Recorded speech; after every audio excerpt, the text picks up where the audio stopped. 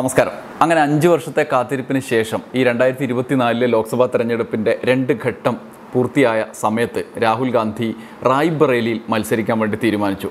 ഉത്തരേന്ത്യയിൽ, പ്രത്യേകിച്ച് യു-പിയിൽ ഏതെങ്കിലും മണ്ഡലത്തിൽ മത്സരിക്കാതെ അദ്ദേഹം തെക്കേ ഇന്ത്യയിലേക്ക് ഒളിച്ചോടിപ്പോയി എന്നുള്ളതായിരുന്നു കോൺഗ്രസിൻ്റെ പ്രധാനപ്പെട്ട വാദമായി കോൺഗ്രസിനെതിരെ പ്രധാനപ്പെട്ട വാദമായി BJP ഉയർത്തിയിരുന്നത്. കഴിഞ്ഞ തവണ അമേഠിയിലും വയനാട്ടിലും മത്സരിച്ചതിൻ്റെ ദുരന്ത ഫലം അല്ലെങ്കിൽ രാഹുൽ ഗാന്ധി അനുഭവിച്ചതുമാണ്. ഈ സാഹചര്യത്തിലാണ് ഇത്തവണയും വയനാട്ടിൽ മാത്രമാണോ മത്സരിക്കുന്നത് എന്നൊക്കെയുള്ള ചോദ്യങ്ങൾ വന്നത്. ആദ്യഘട്ടത്തിൽ അതീവ രഹസ്യമാക്കി വെച്ച ആ കാര്യം കേരളത്തിലെ തെരഞ്ഞെടുപ്പ് കഴിഞ്ഞതിന് ശേഷം അവർ പ്രഖ്യാപിച്ചിരിക്കുന്നു. റായ്ബറേലിയിൽ രാഹുൽ ഗാന്ധി മത്സരിക്കുകയാണ്. 2 ഘട്ടം കഴിഞ്ഞു എന്നുള്ളത് യാഥാർത്ഥ്യമാണെങ്കിലും ഈ തെരഞ്ഞെടുപ്പിൻ്റെ വലിയൊരു ഭാഗം ബാക്കി നിൽക്കെ രാഹുൽ ഗാന്ധിയുടെ ഈ രംഗപ്രവേശം രാഷ്ട്രീയമായ ഗുണകരമായി ഇന്ത്യ മുന്നണിക്കും കോൺഗ്രസിനും മാറും എന്നുള്ളത് ഒരു വസ്തുതയാണ്. പക്ഷേ ആ വസ്തുതയിലേക്ക് കടക്കുന്നതിനിടയിൽ വലിയ തോതിലുള്ള ചർച്ചകൾ അനുകൂലമായും പ്രതികൂലമായും ഒക്കെ ഉയരാൻ സാധ്യതയുണ്ട്. അത്തരത്തിലുള്ള സാധ്യതകൾ BJP ഉയർത്തിക്കൊണ്ടുവരുന്ന ചർച്ചാ സാധ്യതകൾ എന്തൊക്കെയാണ് എന്നും അതുമായി ബന്ധപ്പെട്ട് സമൂഹത്തിൽ ഉയരാനിടയിലുള്ള അഭിപ്രായങ്ങൾ എന്തൊക്കെയാണെന്നും പരിശോധിക്കുന്നതിനുള്ള ഒരു വീഡിയോ ആണ്. അതുകൊണ്ട് രാഹുൽ ഗാന്ധിയുടെ ഈ മത്സരത്തിൻ്റെ ആദ്യ ദിവസത്തിൽ തന്നെ നമ്മൾ കേട്ട പല വാർത്തകളിൽ നിന്നും തുടങ്ങാം. ഒന്നാമത്തെ കാര്യം, രാഹുൽ ഗാന്ധിയുടെ ഈ പ്രഖ്യാപനത്തെ BJP ആദ്യം നേരിട്ടത് അമേഠിയെ ബന്ധപ്പെടുത്തിക്കൊണ്ടാണ്. രാഹുൽ ഗാന്ധി അമേഠിയുടെ MP ആയിരുന്നു. അമേഠിയിൽ കഴിഞ്ഞ തവണ സ്മൃതി ഇറാനി രാഹുൽ ഗാന്ധിയെ പരാജയപ്പെടുത്തി വയനാടിൻ്റെ മാത്രം MP ആയി മാറി. ഇത്തവണ എന്തുകൊണ്ട് അമേഠിയിലേക്ക് വരുന്നില്ല, പേടിച്ചോടുകയാണ് എന്നുള്ളതാണ് ഏറ്റവും ഒടുവിലും അവർ ഉന്നയിക്കുന്നത്. നേരത്തെ ഉത്തരേന്ത്യയിൽ നിന്ന് പേടിച്ചോടി എന്ന് പറഞ്ഞപ്പോൾ അമേഠിയിൽ നിന്ന് പേടിച്ചോടി എന്ന് പറയുകയാണ്. എന്നാൽ UPയിലെ തന്നെ റായ്ബറേലിയിൽ സോണിയാഗാന്ധി ഒഴിയുന്ന മണ്ഡലത്തിലാണ് രാഹുൽ ഗാന്ധി മത്സരിക്കുന്നത്. ആ പ്രചരണത്തിന് ബലം നൽകുന്ന ഒരു കാര്യം, രാഹുൽ ഗാന്ധി മത്സരിക്കുന്ന റായ്ബറേലി മാത്രമാണ് ഒരുപക്ഷെ ഉത്തരേന്ത്യയിൽ കോൺഗ്രസിന് സേഫായ ഒരേ ഒരു മണ്ഡലം.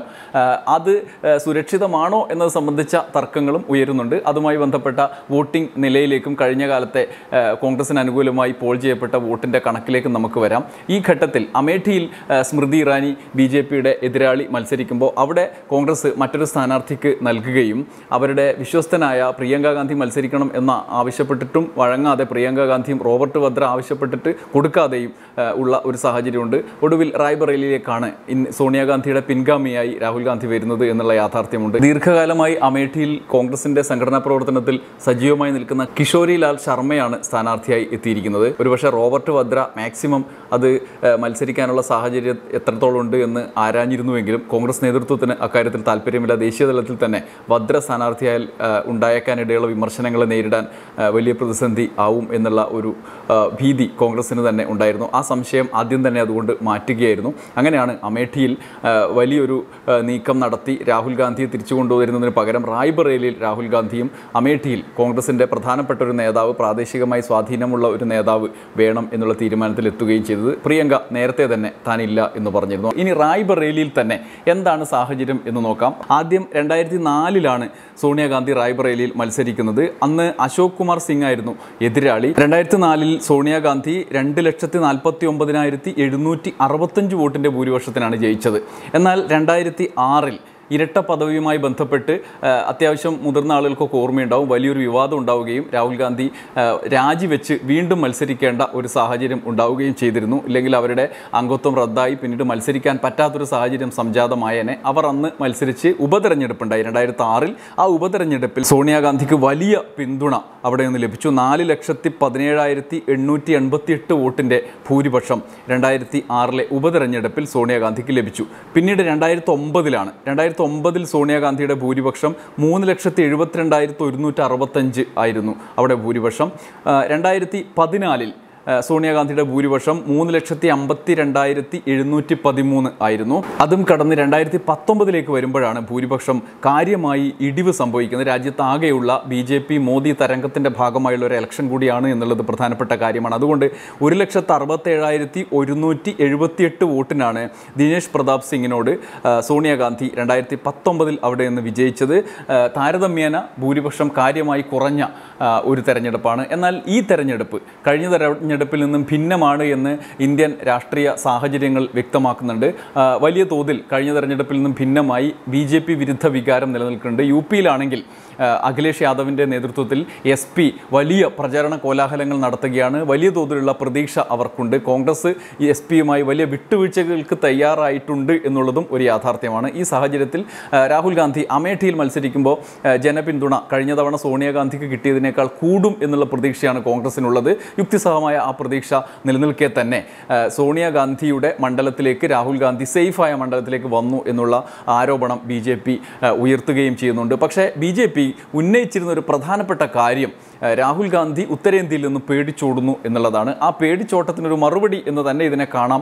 എങ്കിൽ പോലും കഴിഞ്ഞ 2 ഘട്ട തെരഞ്ഞെടുപ്പിൽ എന്തുകൊണ്ട് ഇത് രഹസ്യമാക്കി വെച്ചു എന്നുള്ള ചോദ്യം മാത്രമാണ് BJPക്ക് ഇനി കാര്യമായി ഉന്നയിക്കാൻ കഴിയുക. അതിൻ്റെ പിന്നാലെ അതിൻ്റെ 360 ഡിഗ്രിയിൽ തന്നെ ഉന്നയിച്ച മറ്റൊരു കാര്യം മുസ്ലിം പ്രതിസ്ഥാനം സൃഷ്ടിച്ചുകൊണ്ടുള്ള കോൺഗ്രസിനെ കുഴപ്പത്തിലാക്കാനുള്ള ഉദ്ദേശത്തോടു കൂടി മോദി നടത്തുന്ന വ്യാജ ശ്രമങ്ങളുടെ തുടർച്ചയാണ്. അക്കാര്യത്തിനോട് കണക്ട് ചെയ്തുകൊണ്ട് വയനാട്ടിൽ SDPI വയനാട്ടിൽ കോൺഗ്രസിനെ പിന്തുണച്ചിരുന്നു, കേരളത്തിൽ ആകെ പിന്തുണച്ചിരുന്നു. ഈ സാഹചര്യത്തിൽ PFIയുടെ പിന്തുണയോടുകൂടി വയനാട്ടിൽ മത്സരിച്ച് സേഫ്റ്റി ഉറപ്പുവരുത്തിയതിന് ശേഷം റായ്ബറയിലേക്ക് വരികയാണ് രാഹുൽ ഗാന്ധി എന്നുള്ളൊരു ആക്ഷേപമാണ് അവരിപ്പോൾ ഉന്നയിക്കുന്നത്.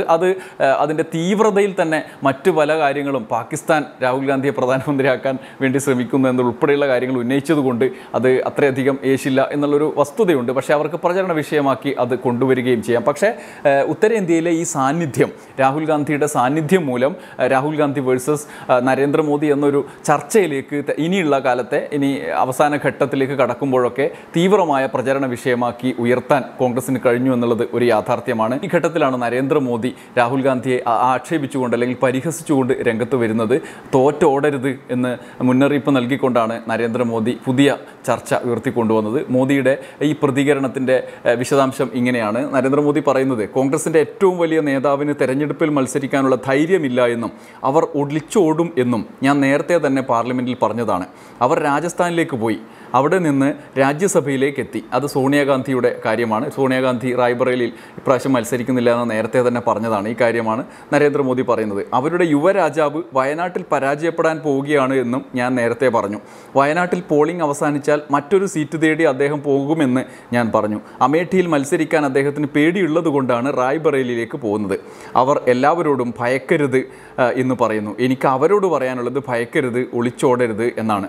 മോദി ഇങ്ങനെയാണ് അത് പരിഹാസ്യമായ രീതിയിൽ കൈകാര്യം ചെയ്തത്. ഒരർത്ഥത്തിൽ ഈ തെരഞ്ഞെടുപ്പിൽ മോദി ഉന്നയിക്കുന്ന ഈ പരിഹാസം അല്ലെങ്കിൽ ഈ നേരത്തെ പറഞ്ഞു എന്നൊക്കെ പറയുന്ന ഈ കാര്യം കഴിഞ്ഞ തെരഞ്ഞെടുപ്പിൽ എഫക്റ്റീവായിരുന്നു. കഴിഞ്ഞ 2019 തെരഞ്ഞെടുപ്പിൽ സമാനമായ പ്രചരണത്തിലാണ് മോദി ഉണ്ടായിരുന്നത്. യുവരാജാവും നെഹ്റു കുടുംബത്തെയും പ്രതിക്കൂട്ടിൽ നിർത്തിക്കൊണ്ട് അത്തരത്തിലൊരു സാഹചര്യം അന്നുണ്ടായിരുന്നു. എന്നാൽ ഇന്ന് നരേന്ദ്രമോദി 10ാമത്തെ വർഷവും പൂർത്തിയാക്കി തെരഞ്ഞെടുപ്പിനെ നേരിടുമ്പോൾ അതുവരെ ഉണ്ടായിരുന്ന സാഹചര്യത്തിൽ നിന്ന് വ്യത്യസ്തമായൊരു ഭരണകൂട വർഗം ആയി BJP മാറിയിരിക്കുന്നു എന്നുള്ളൊരു സാഹചര്യമുണ്ട്. ഈ ഘട്ടത്തിൽ രാഹുൽ ഗാന്ധിയെ മുൻനിർത്തിക്കൊണ്ടുള്ള എതിർ പ്രചരണത്തിന് എത്രമാത്രം സാധ്യതയുണ്ട് എന്നുള്ള സംശയം നമ്മുടെ മുമ്പിലുണ്ട്.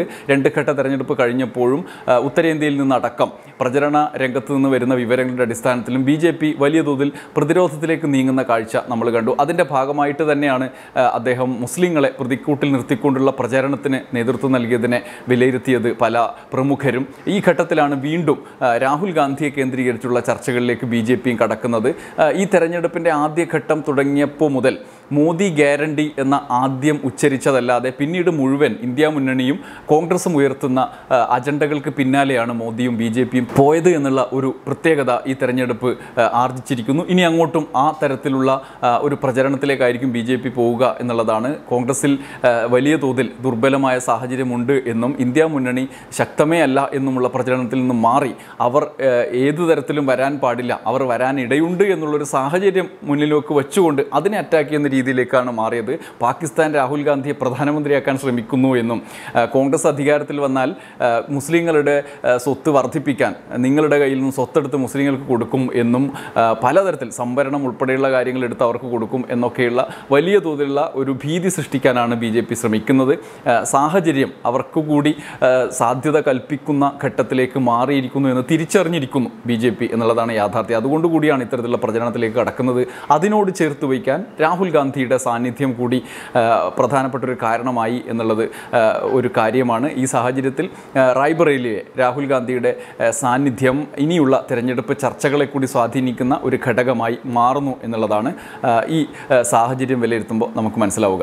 മറ്റൊരു പ്രധാനപ്പെട്ട കാര്യം, രാഹുൽ ഗാന്ധി വയനാട് സീറ്റ് എന്തു ചെയ്യും എന്നുള്ളതാണ്. സ്വാഭാവികമായി നമുക്കറിയാം, അമേഠിയിൽ കഴിഞ്ഞ തവണ തോറ്റതുകൊണ്ട് മാത്രമാണ് രാഹുൽ ഗാന്ധി ഇവിടെ നിലനിന്നത് എന്നുള്ള യാഥാർത്ഥ്യം നമ്മുടെ മുമ്പിലുണ്ട്. ഇത്തവണ ഉത്തർപ്രദേശിലെ റായ്ബറേലിയിൽ അദ്ദേഹം വിജയിച്ചു കഴിഞ്ഞാൽ സാധാരണ ദേശീയ തലത്തിലുള്ള നേതാക്കൾ ഓപ്റ്റ് ചെയ്യുന്ന ഒരു കാര്യം, ദക്ഷിണേന്ത്യയിൽ നിന്നുള്ളവരല്ലാത്ത നേതാക്കൾ അവിടെ തന്നെയാണ് തിരഞ്ഞെടുക്കുക. അങ്ങനെ സ്വാഭാവികമായ രാഷ്ട്രീയ തുടർച്ചയ്ക്ക് വേണ്ടി റായ്ബറേലി നിലനിർത്തും എന്നുള്ളതാണ് നമുക്ക് ഉത്തരേന്ത്യയിൽ നിന്നുള്ള മറ്റു പല കോൺഗ്രസിൻ്റെ പ്രതിനിധികളുടെയൊക്കെ പ്രതികരണങ്ങളിൽ നിന്ന് മനസ്സിലാവുക. ചരിത്രവും അങ്ങനെ തന്നെ ഉള്ളൂ. നേരെ മറിച്ച് റായ്ബറേലി രാജിവെച്ച് വയനാട് തിരഞ്ഞെടുക്കുകയാണെങ്കിൽ സംഭവിക്കാൻ പോകുന്നത് കോൺഗ്രസിന് ദേശീയ തലത്തിൽ ഒരു സീറ്റ് നഷ്ടമായേക്കാം എന്നുള്ള പ്രചരണത്തിനിടയാക്കും എന്നുള്ളത് ഒന്ന്.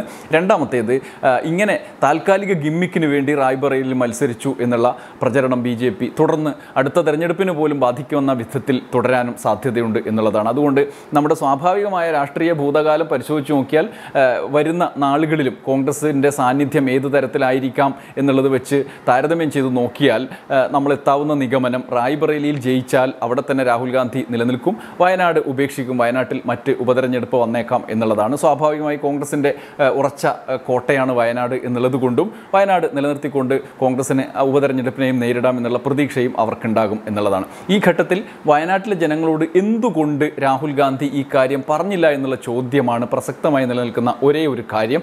വയനാട്ടിൽ മത്സരിക്കുമ്പോൾ അവരിൽ നിന്നും ഇത് എന്തുകൊണ്ട് മറച്ചുവെച്ചു, മറ്റൊരു മണ്ഡലത്തിൽ മത്സരിക്കുന്നു എന്ന് പറഞ്ഞാൽ അതുണ്ടാക്കാവുന്ന പ്രതിസന്ധിയെ പേടിച്ചിട്ടാണോ എന്നുള്ള ചോദ്യം ഉയരുന്നുണ്ട്. വയനാട്ടിലെ CPIയുടെ LDFിൻ്റെ എതിർ സ്ഥാനാർത്ഥി, രാഹുൽ ഗാന്ധിയുടെ എതിർ സ്ഥാനാർത്ഥി ആനി രാജ ഈ കാര്യത്തിൽ നടത്തിയ പ്രതികരണം പ്രസക്തമാണ്. ആ കാര്യം കൂടി ഞാൻ നിങ്ങളുടെ മുമ്പിലേക്ക് എത്തിക്കുകയാണ്. പാർലമെന്ററി ജനാധിപത്യത്തിൽ ഒരാൾക്ക് 2 മണ്ഡലങ്ങളിൽ മത്സരിക്കാം, അത് സ്ഥാനാർത്ഥികളുടെ അവകാശമാണ്. എന്നാൽ 2 മണ്ഡലങ്ങളിൽ വിജയിച്ചാൽ ഏതെങ്കിലും ഒരു മണ്ഡലത്തിൽ നിന്ന് രാജിവെക്കേണ്ടി വരും. ഏത് മണ്ഡലത്തിൽ നിന്ന് രാജിവെച്ചാലും ആ മണ്ഡലത്തിൽ അദ്ദേഹത്തെ വിജയിപ്പിച്ച വോട്ടർമാരോടുള്ള അനീതിയാണത്. 2 മണ്ഡലത്തിൽ മത്സരിക്കുന്നത് പെട്ടെന്നെടുത്ത തീരുമാനമായിരിക്കില്ലല്ലോ. ഇത്തരം ചർച്ചകൾ ആ പാർട്ടിക്കുള്ളിൽ മുമ്പ് തന്നെ തുടങ്ങിക്കഴിഞ്ഞിട്ടുണ്ടാകും. അതുകൊണ്ട് തന്നെ തീരുമാനമെടുത്തില്ലെങ്കിൽ പോലും ഇത്തരമൊന്ന് ചർച്ചയിലുണ്ട് എന്ന് പറയാനുള്ള ധാർമ്മികമായ ബാധ്യത രാഹുൽ ഗാന്ധിക്കുണ്ടായിരുന്നു. രാഹുൽ ഗാന്ധി എപ്പോഴും പറയുന്നത് വയനാടിനോട് വൈകാരിക ബന്ധമുണ്ട് എന്നാണ്.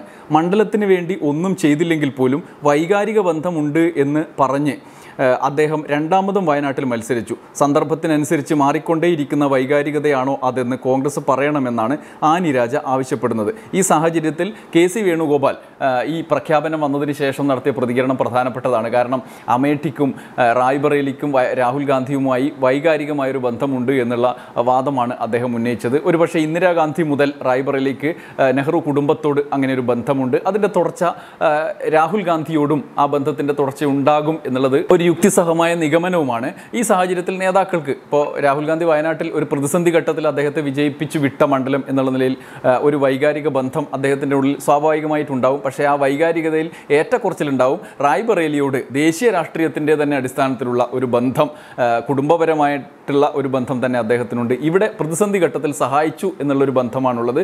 ഈ സാഹചര്യത്തിലുമാണ് ഞാൻ നേരത്തെ പറഞ്ഞതിൻ്റെ നിഗമനത്തിലേക്ക് എത്തിയതിൻ്റെ ഒരു വസ്തുത ഇരിക്കുന്നത്. സ്വാഭാവികമായി ദേശീയ രാഷ്ട്രീയവും മുൻനിർത്തി നോക്കിയാൽ ജയിച്ചു കഴിഞ്ഞാൽ റായ്ബറേലിയാണ് രാഹുൽ ഗാന്ധി നിലനിർത്തുക എന്നുള്ളത്.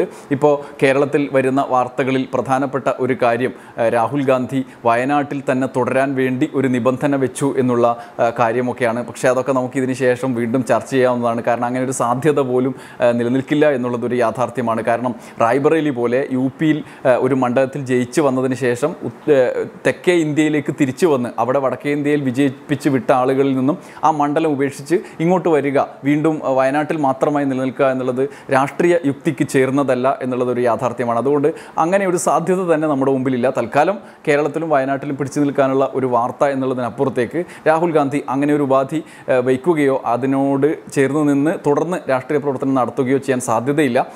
റായ്ബറേലിയിൽ ജയിച്ചു കഴിഞ്ഞാൽ, തോറ്റാൽ പിന്നെ പറയണ്ടല്ലോ, ഇങ്ങോട്ട് തന്നെ വന്നേ പറ്റൂ. പക്ഷേ അങ്ങനെ ഒരു തോൽവി അവർ മുന്നിൽ കാണുന്നില്ല. അതിനുള്ള ചാൻസും കുറവാണ് എന്നുള്ളത് നമുക്ക് രാഷ്ട്രീയമായി നോക്കുമ്പോൾ തന്നെ ഈ തരത്തിലുള്ള അവരുടെ പ്രചരണങ്ങളും അവിടെയുള്ള കഴിഞ്ഞ കാലത്തെ വോട്ടിംഗ് നിലയും നിലവിലെ ഇന്ത്യൻ സാഹചര്യവും നോക്കിയാൽ അത് നമുക്ക് മനസ്സിലാവും.